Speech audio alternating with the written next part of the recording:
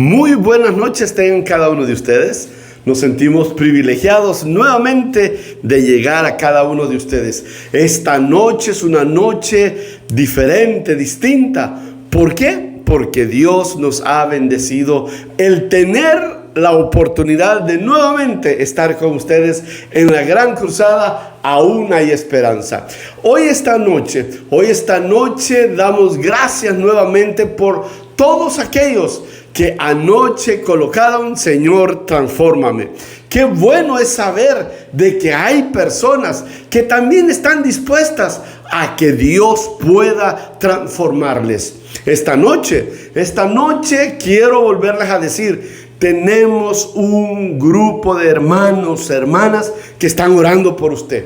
Orando en este instante para que Dios pueda bendecir, pueda sostener y sobre todo pueda ayudarle a tomar su decisión. Quiero, antes de continuar esta hora, vamos a inclinar el rostro y vamos a orar. Padre, alabamos tu nombre por tu bondad, por tu misericordia. Gracias, Señor, qué privilegio el nuestro, el de poder hoy compartir este mensaje con cada uno de nuestros hermanos. Un mensaje que es necesario que sepamos, que conozcamos y que aprendamos para vivir felices, para vivir tranquilos también en este planeta. Pero también, oh Dios, queremos rogar por todos los hermanos que se encuentran enfermos, por los problemas, sus necesidades, sus luchas que tienen, y porque hay varios, oh Dios, que han pedido oración. Por ellos, bendícelos, guárdalos. Bendice también al cuerpo de oración, de intercesión, de los que están en los diferentes lugares donde están apoyando para esta campaña. Gracias por escucharnos, en el nombre de Jesús. Amén. Esta noche nuestro tema se titula La Ley de la Libertad.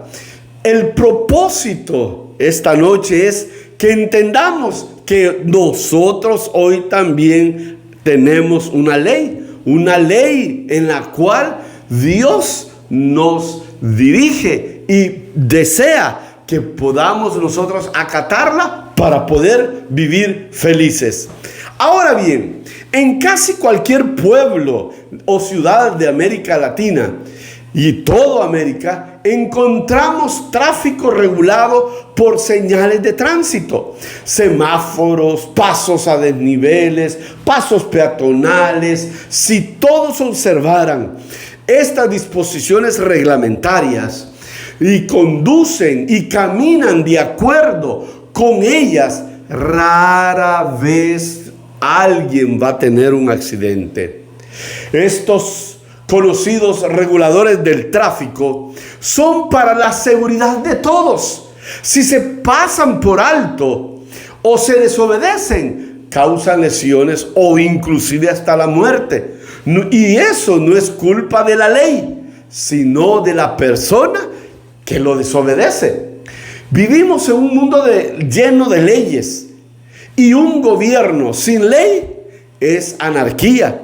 La ley es lo que hace que un gobierno pueda funcionar bien. Y cuando estas cosas pasan, el pueblo se subleva, el pueblo se rebela. ¿Por qué? Porque no hay ley o no aplican la ley también.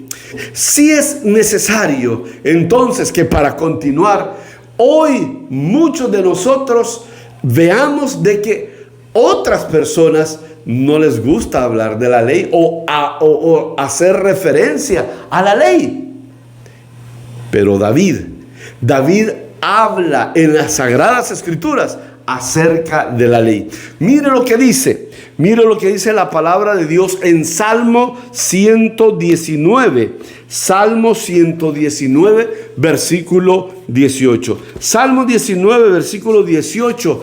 Dice David una expresión respecto a la ley. Mire lo que dice. Dice: abre mis ojos y miraré las maravillas de la ley. ¡Oh, qué cosas! El concepto que David tenía de la ley, que es algo maravilloso. Para usted, ¿qué es la ley? ¿Es importante? Muchas veces siempre tratamos de darle la vuelta por otros lados para ver que la ley no nos agarre. Pero hermanos, es importante. Aún, miren lo que dijo Jesús respecto a la ley. Que también el concepto que Jesús tenía de la ley. Mateo capítulo 5,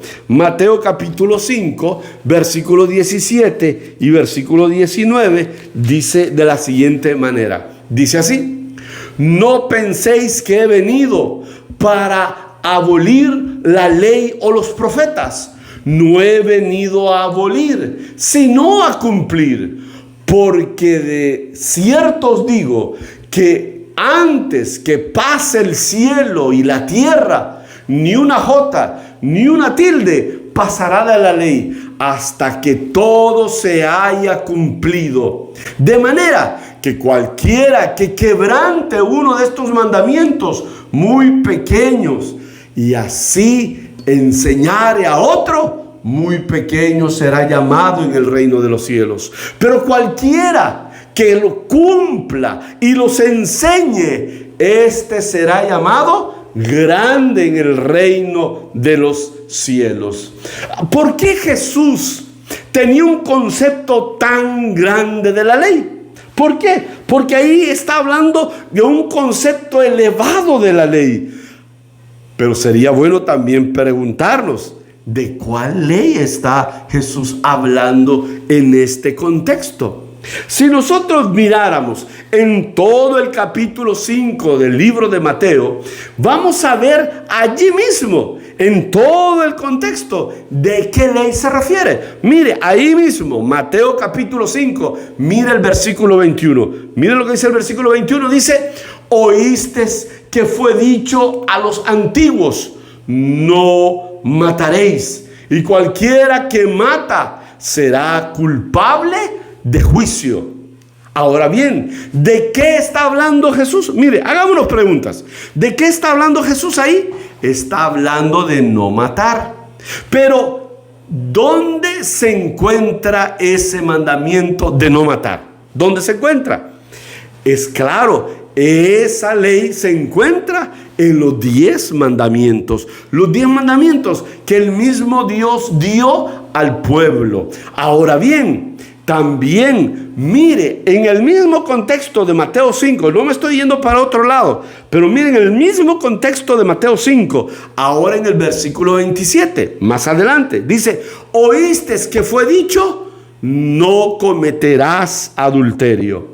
Nuevamente, preguntémonos, ¿de qué está hablando ahí Jesús? ¿De qué está hablando? Está hablando allí de que no hay que cometer adulterio. Pero, ¿dónde se encuentra ese mandamiento de no cometer adulterio? ¿Dónde se encuentra? Oh, queridos, eso está también en los 10 mandamientos. De paso, ¿conoce cuáles son los 10 mandamientos que la Biblia da? Hay personas que dicen: yo los conozco, yo lo sé. Pero en la Biblia hay 2 veces que se repite la ley de Dios. Y la primera se encuentra en Éxodo capítulo 20, versículo del 3 hasta el 17. Pero también hay una segunda vez donde se repite la ley. ¿Y dónde se encuentra? Se encuentra en Deuteronomio capítulo 5, versículos 7 al 21. Hoy pretendo preguntarle también: ¿conoce usted los 10 mandamientos? ¿Los conoce? Me gustaría que viéramos aquí en Éxodo capítulo 20, versículo del 3 hasta el 17. Y de una forma resumida, ¿sí? Éxodo 20, del 3 al 17. Mire lo que dice, ¿sí? Versículo 3. No tendrás dioses ajenos delante de mí. Ese es el primer mandamiento. Segundo, verso 4. No te harás imagen de ninguna cosa semejante, de lo que está en el cielo, ni debajo de la tierra, ni debajo de las aguas, ni debajo de la tierra. ¿Sí? Número 7. Mira lo que dice el versículo número 7. Verso número 7. No tomarás el nombre de Jehová tu Dios en vano. Verso 8. acuérdate del día sábado para santificarlo. Verso número 12. Honra a tu padre y a tu madre para que tus días se alarguen en la tierra. Verso 13. No matarás. Mire, el mismo que estaba Jesús recitando allá en el tiempo de que estaba él exaltando la ley, él está diciendo que esa ley es la misma. Mire, no matarás. Verso 14. No cometerás adulterio. Verso 15. No hurtarás. En otras palabras, no robarás. Verso 16. No dirás contra tu prójimo falso testimonio. Número 17. No codiciarás. ¿Por qué es importante que usted y yo observemos los 10 mandamientos? Los 10 mandamientos nos dan como una cerca de protección donde podemos vivir tranquilos, felices y sin dañar a nadie. Y de esa manera vivir libres. La ley es hecha para que nosotros podamos vivir tranquilos. Estos son los 10 mandamientos que en forma resumida ahorita lo hemos visto. Pero ¿qué dicen hoy en día otras personas respecto al observar los reglamentos de la Biblia? Hay una revista que me llama la atención y me gustaría presentarles en este momento. Se llama Christian Century. Y en el 8 de enero de 1969, miren lo que pusieron ellos. Miren, dice así: la prohibición del Antiguo Testamento contra las relaciones sexuales entre los no casados era una buena regla para su época. En esta búsqueda de una relevante ética sexual cristiana, debemos guiarnos por la Biblia, pero no oprimirnos por sus notas. Las prohibiciones bíblicas incondicionales están desactualizadas. Son parte de la edad de la prepíldora. ¿Cómo le parece? Qué interesante lo que la gente decía en ese tiempo, que la Biblia ya estaba desactualizada, que ya no se debería de vivir por los reglamentos de la Biblia. Por eso es que hoy en día hay tanto problema en la definición sexual. Hoy en día hay personas, ¿no ha escuchado usted que fulano de tal salió del closet, que mengano salió del closet, que el otro se salió o se metió del closet? Hermanos, yo digo, mejor quédense en el closet. El problema es que como ahora la humanidad ahora vive, a lo erróneo le llaman bueno y a lo bueno le llaman malo. Es porque simplemente la misma situación que yo les mencionaba unos días atrás, el enemigo Satanás no le gusta, no quiere que los hijos de Dios vivan felices, tranquilos, sin problemas, sin dificultades. Yo pregunto, ¿a quién atrapa la ley? Aquel que simplemente la infringe. Yo me acuerdo una vez que llegué a un semáforo. Miré para todos lados y dije, no importa, vámonos. Y el semáforo estaba en rojo. Solo me pasé y no me había fijado que había un policía allá. Me detuvo. Y yo dije, ay, ahora sí. Y me hice a un lado. ¿Qué había hecho yo? ¿Qué había realizado? Oiga, me había realizado una infracción. Y el policía me llamó y me dijo, óigame, ¿no vio el semáforo? Y yo le dije, sí, oficial, yo lo vi. Le voy a ser honesto, yo lo vi. Pero me lo pasé. No sé, si yo entiendo su trabajo. Y queridos, pues recibí una multa, un ticket. Y querido, ¿por qué? Porque todo en este mundo, ¿qué cosa? Hay leyes. ¡Qué increíble!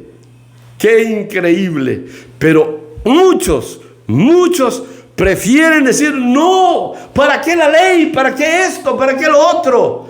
Hoy en día todo es permisible. Como quieras, con quien quieras, cuando quieras, donde quieras. Hoy todos le llaman normal cuando alguien dice que simplemente le gusta a alguien de su mismo sexo. Por eso, queridos, qué difícil es vivir hoy. Pero la ley del Señor, la ley de Dios siempre ha existido. La ley viene desde el principio, desde el inicio de todas las cosas. La ley estaba en el principio antes del pecado. Volvamos a la Biblia, porque en la Biblia hay grandes enseñanzas para nosotros hoy. Mire lo que dice la Biblia. Volvamos a ella. Mire, ¿por qué? ¿Cuándo fue creada la ley? Mire, desde ya le digo, fue antes de que el pecado existiera.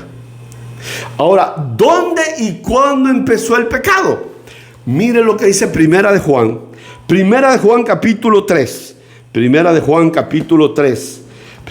capítulo 3, versículo número 8. Primera de Juan capítulo 3, versículo 8. Mire lo que dice. Dice así: el que practica el pecado es del diablo, porque el diablo peca desde el principio. Para esto apareció el Hijo de Dios. ¿Para qué?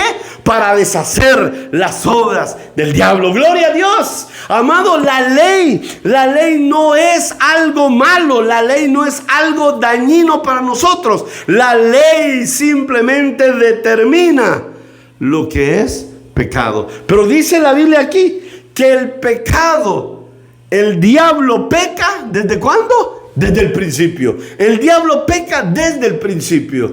Aquí el versículo habla de eso precisamente. Desde que la creación de las cosas, desde ese tiempo, el enemigo ya andaba mal. Ahora, ¿será que Dios lo hizo? ¿Será que Dios hizo al diablo? Mire lo que dice Ezequiel capítulo 28. Ezequiel capítulo 28, versículo del 12 al 16, dice respecto a lo que estamos hablando: así ha dicho Jehová, el Señor: tú eres el sello de la perfección, lleno de sabiduría y de acabada hermosura.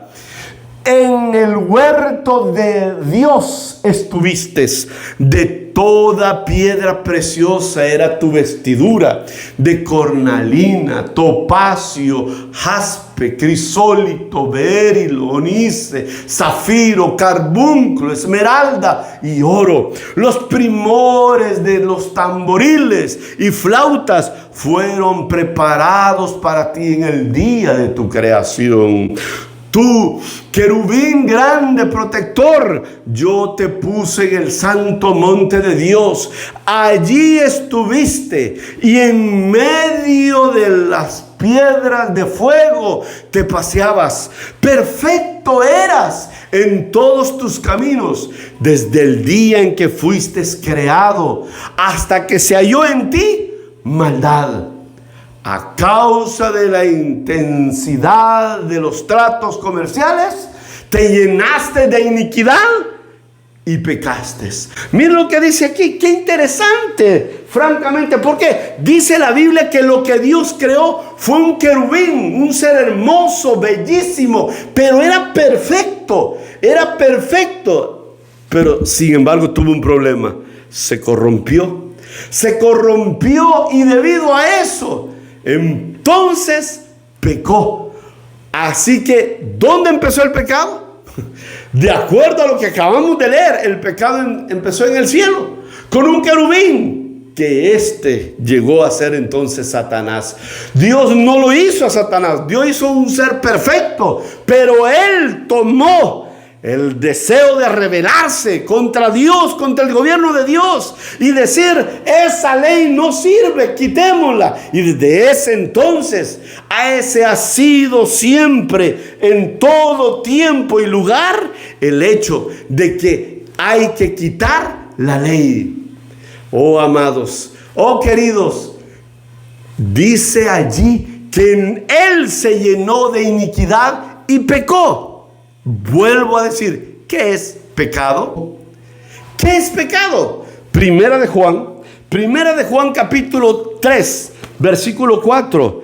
Mire qué interesante lo que dice la palabra de Dios. Primera de Juan, versículo 3, capítulo 3, versículo 4 dice: todo aquel que comete pecado infringe también la ley. Agreguemos un versículo más que tengo aquí, que es en Romanos capítulo 4, versículo 15. La ley produce ira, pero donde no hay ley, tampoco hay transgresión. Veamos este pensamiento que hoy en día existe, porque hay personas que dicen lo siguiente, de que la ley no existe más, que ya no hay necesidad de mirar la ley. Si ya no hay ley, lógico, entonces no hay ¿qué cosa? No hay pecado. Eso es lo que está diciendo Romanos 4:15, es lo que está diciendo aquí, de que si no hay ley, no hay ¿qué cosa?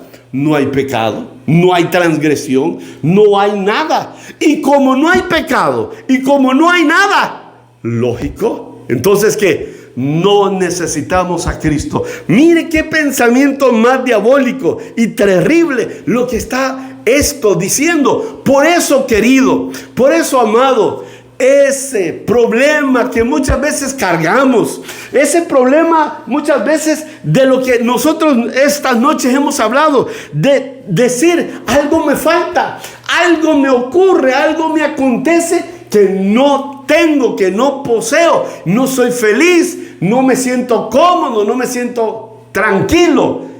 ¿Sabes por qué?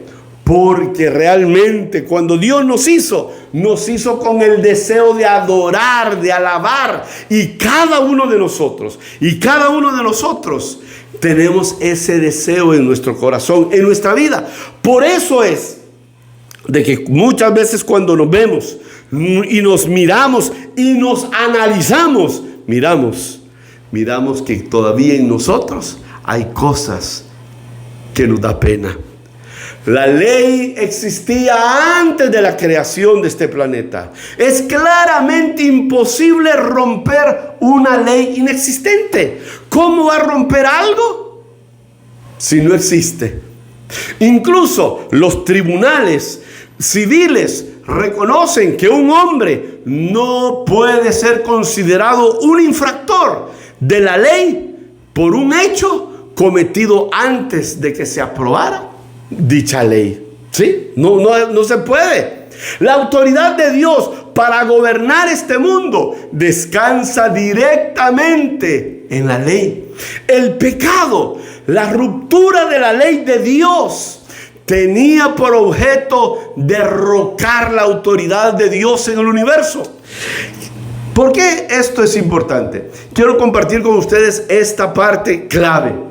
Cuando se concedió la independencia a Filipinas y se le permitió formar su propio gobierno después de la Segunda Guerra Mundial, se pensó que se crearía una república democrática. Pero el pueblo no estaba acostumbrado al autogobierno, ni estaba bien educado como nación. Filipinas se volvió una anarquía, descontrolado todo, la gente insatisfecha, la violencia era terrible, inseguridad acrecentada, la delincuencia casi no se podía controlar.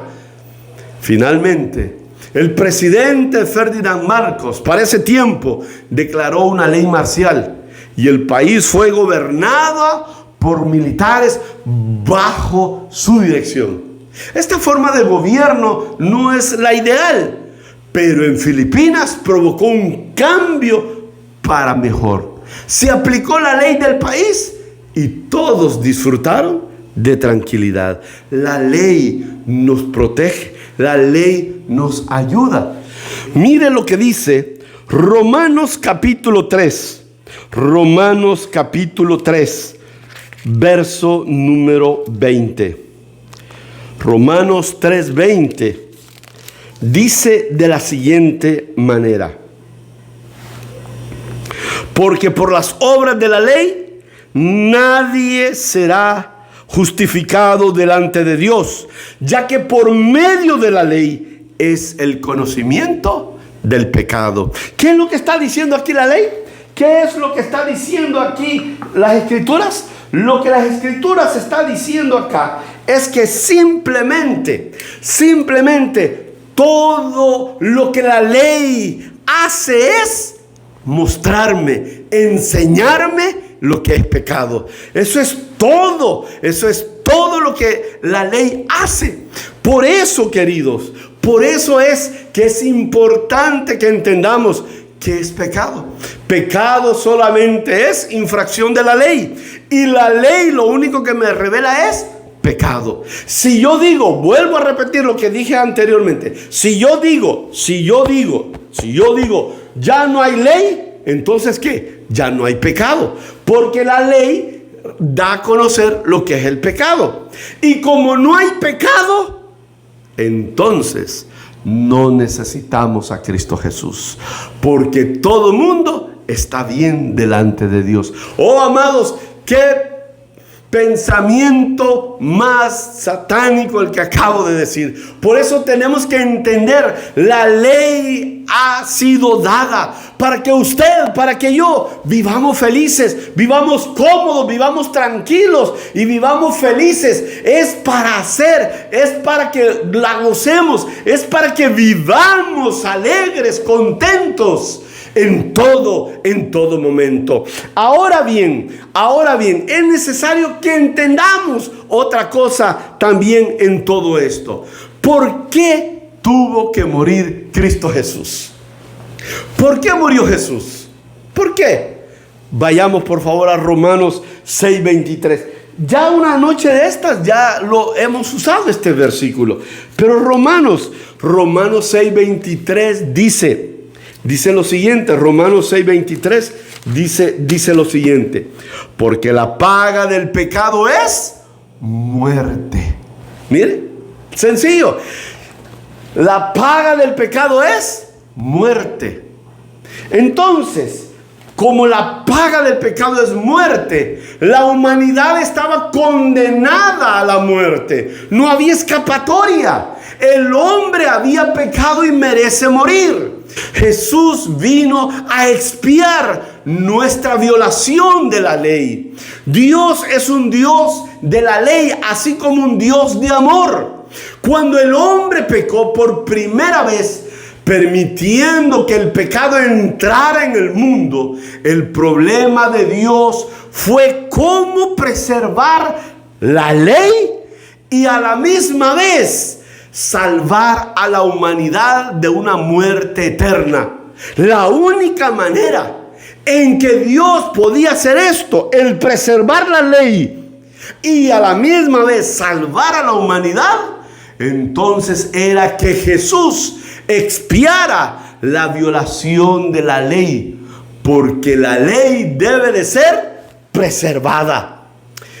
Queridos, así que Jesús se ofreció como voluntario para usted, para mí. Nació como un bebé en este mundo. Vivió una vida perfecta, demostrando que la ley de Dios se puede cumplir por un hombre en carne humana, que usted y yo podemos, y que podemos mediante la ayuda que Cristo tenemos.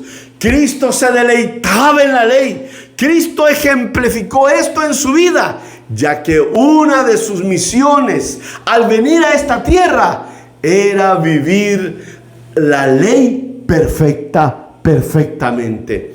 Mire ahora lo que dice Juan, el Evangelio según San Juan, capítulo 15, versículo 10. Juan capítulo 15, versículo número 10 dice lo siguiente: si guardares mis mandamientos, permaneceréis en mi amor, así como he guardado los mandamientos de mi Padre y permanezco en su amor.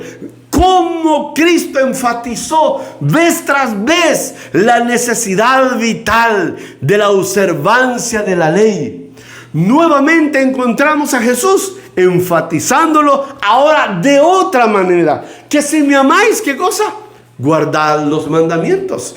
Que si los guardamos, entonces estamos diciéndole a Jesús, ¿qué cosa? Yo te amo. Qué lindo, qué hermoso. Además de esto, en cierta oportunidad un joven rico se le acercó a Jesús. Se le acercó a Jesús buscando el camino de la salvación. Y le dijo, animoso este joven: Señor, ¿qué debo de hacer para ser salvo? ¿Sabe usted lo que Jesús le respondió? Vayamos por favor. Mateo capítulo 19. Mateo capítulo 19, versículo número 17 al 19. Mateo capítulo 19, versículo número 17 al 19. Mira lo que dice la palabra de Dios. Qué interesante. Pero si quieres entrar en el reino de Dios, guarda los mandamientos. Entonces él le dijo: ¿cuáles, Señor? Jesús le respondió: no matarás, no cometerás adulterio, no robarás, no darás falso testimonio, honra a tu padre y a tu madre, y ama a tu prójimo como a ti mismo. Oh, amados, qué interesante. ¿Cómo es que Jesús ahora está recitando? ¿Qué cosa, querido? Está presentando a la ley, los 10 mandamientos. Por esa razón, amados, es importante de que Jesús demostró que la ley podía ser cumplida. Jesús, nuestro ejemplo, es también el autor de la ley. Y como se ha dicho anteriormente y lo hemos hecho, vino a demostrar que el cumplimiento de la ley es la única manera feliz de poder vivir. ¿Quiere usted vivir feliz? ¿Quiere vivir en libertad? ¿Quiere vivir contento, alegre y realmente vivir la vida? Hermanos, fácil. Es fácil. Simplemente, ¿qué cosa es? Guarda mis mandamientos y permaneceréis en mi amor. Nunca podemos exagerar el regalo que Jesús nos ha dado al vivir una vida perfecta y dejar su vida sin pecado, como un sustituto, como un garante de nuestros pecados. Es en Él donde usted y yo podemos encontrar seguridad. Es en Él donde usted y yo está nuestra salvación segura. ¿Por qué? Porque, querido, Jesús vivió en esta tierra y vivió, dice la Biblia en Hebreos capítulo 4, versículo 12, dice que Él vivió capítulo 4, versículo 15 dice que vivió sin cometer pecado. Oh, amados, Jesús es nuestro garante. Jesús es el Señor. Jesús nos ha ayudado para que usted y yo podamos vivir felices. Si busca en los libros de referencia actualizada, o si usted se va a Google y ahí usted pone la historia de uno de los peores incendios con respecto a la vida, a la pérdida de vidas humanas que jamás haya ocurrido en Estados Unidos, el incendio que le va a aparecer es Coconut Grove, o simplemente usted ponga Coconut Grove, ¿sí? En Boston, esto sucedió en Boston, que arrasó con un salón de baile y se cobró la vida de cientos de personas. Un joven escapó ileso. Él escapó de todo eso, pero tan pronto como él salió del edificio, él empezó a escuchar los gritos de las personas que estaban dentro del lugar. Inmediatamente se sumergió de nuevo en el infierno que había él recién salido. Y de allí tuvo el éxito de liberar a algunos que de otra manera hubieran perecido. 4 veces entró y sacó personas, y al hacerlo también él mismo se quemó tanto que se pensó que no tenía esperanza de sobrevivir, siendo el paciente más gravemente quemado que ha sobrevivido también en los anales de la historia. Pero ¿sabe? pudo haber muerto y estaba dispuesto a morir para salvar a las personas. Y ese hombre logró vivir. ¿Sabe por qué le cuento esto? Jesús estaba dispuesto a arriesgar la muerte eterna para salvarte a ti y salvarme a mí. Jesús lo hizo todo para que pudiéramos estar con Él en la gloria por toda la eternidad. ¿Hay alguien que no deba aceptar tal sacrificio? ¿Hay alguien que no merece eso? Nadie lo merece, querido, nadie. Todos no merecemos la gracia de Dios, pero Dios en su amor, ¿qué hizo? Nos ha dado salvación a través de Cristo. Él dio su vida por cada uno de nosotros. Así como dice la Biblia, la paga del pecado es muerte. Él pagó con su vida la vida de cada uno de nosotros. Él murió para darnos vida. Él se entregó por cada uno de nosotros. Él expió nuestros pecados con su propia sangre para que usted y yo pudiéramos hoy tener vida. Y sabe, por esa razón es que Jesús es nuestro garante, es nuestro sustituto, y por esa razón Jesús es nuestro ejemplo. Ahora bien, ninguno de nosotros debe de rechazar tal oferta hecha en tal sacrificio, porque Jesús murió para hacer posible nuestra salvación. La pregunta es, ¿querrás que Jesús sea tu Salvador, tu garante? Hoy, esta noche, yo te invito nuevamente, como todas las noches, acércate a tu celular, a tu móvil o al iPad o a alguien, acércate y dile lo siguiente y coloca: Señor, yo te amo. Coloca la frase: Señor, yo te amo, como señal de que tú también deseas amar al Señor Jesús, como señal de decirle: Señor, yo también abro mi corazón y quiero que tú vivas en mí. Inclinemos el rostro para orar en esta hora. Oremos. Amado Padre, gracias por esta noche que hemos estudiado acerca de tu ley. Una ley que no podemos nosotros hacer a un lado, que no podemos apartar, ni tú mismo la apartaste. Y por eso, para preservarla, diste la vida de tu Hijo para morir por nosotros, para que de esa manera Jesús llegara a ser nuestro garante, nuestro sustituto, nuestra expiación. Ya el pago por su sangre ha sido realizado y hoy, Señor, nosotros somos salvos. Padre, bendice a nuestros amigos que cada noche han venido y han oído de tu palabra, que también ellos también digan: Señor, yo te amo. Amado Padre, gracias por escucharnos. Rogamos que no te apartes de ellos y que noche a noche tu Espíritu Santo siga trabajando en nuestros corazones.